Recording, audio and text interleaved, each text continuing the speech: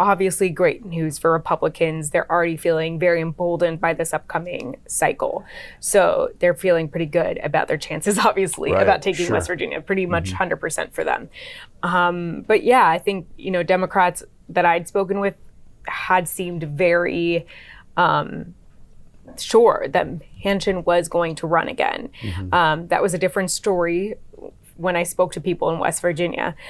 People in West Virginia had said to me, there's just no way that Manchin can win, and the state has gotten so red. So, it's not entirely surprising. I think the Manchin team looked at the polling, they looked at his favorability, and they saw the writing on the wall. Big question is, what is he going to do next? Welcome to Reporter's Notebook, where we talk to the Washington Examiner's top journalists about the stories breaking on their beats. I'm Jim Antle. I'm joined today by Congressional reporter Samantha-Jo Roth. SJ, the man who's controlled the Senate for the last couple of years, has announced his retirement. Senator Joe Manchin of West Virginia. What does that mean for the Democrats' prospects of holding the Senate next year?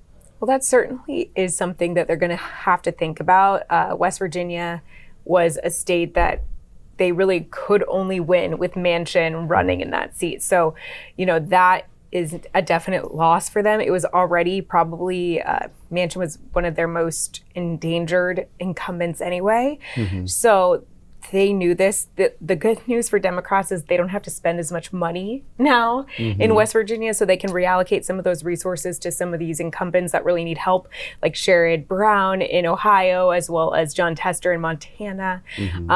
These two incumbents are going to need a lot of help as well. So that is really one positive coming out of this, that they're not going to need to spend a lot of time and resources in the state of West Virginia. Obviously great news for Republicans. They're already feeling very emboldened by this upcoming cycle. So they're feeling pretty good about their chances, obviously, about taking West Virginia, pretty much 100% for them.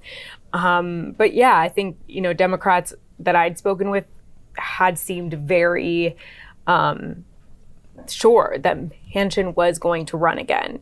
That was a different story when I spoke to people in West Virginia. People in West Virginia had said to me, there's just no way that Manchin can win, and the state has gotten so red. So, it's not entirely surprising. I think the Manchin team looked at the polling, they looked at his favorability, and they saw the writing on the wall. Big question is, what is he going to do next? And so that is the big question. So there's another area where he might do something that would make Democrats pretty unhappy, and people are floating him, I don't know how seriously, as a presidential candidate. Yeah, I mean, he loves to continue to float that, tease it. We've been hearing about this all year. He went to New Hampshire and spoke. The big question is, how serious is he about this?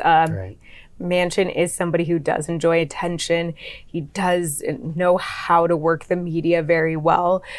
We've seen him doing interviews all over town. He's, very much enjoys speaking with reporters and being at the center of attention. So obviously, if he were to decide to run for president, that would be a major problem for President Joe Biden, potentially splitting some of the electorate. So not sure exactly what he's going to do, but he does enjoy being in the middle of everything.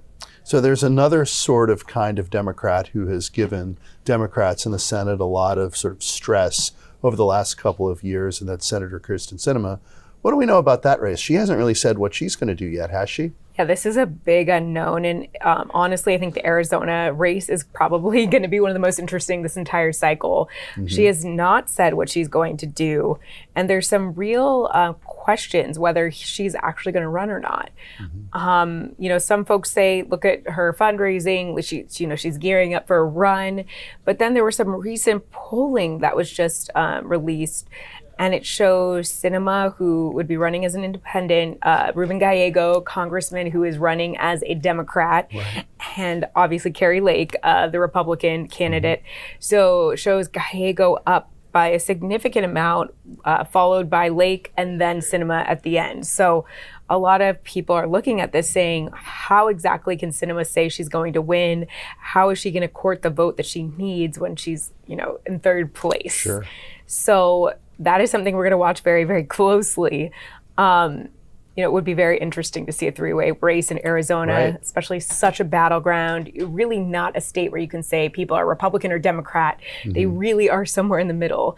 So would be really interesting. And then if she doesn't run, the Right. two sides of the extreme to the right, extreme to the left, I think that would leave a lot of voters in the middle pretty unhappy as well. It won't be very cinematic. Yes, absolutely. Thank you, SJ. You can read Samantha-Jo and the rest of our political team's coverage at washingtonexaminer.com.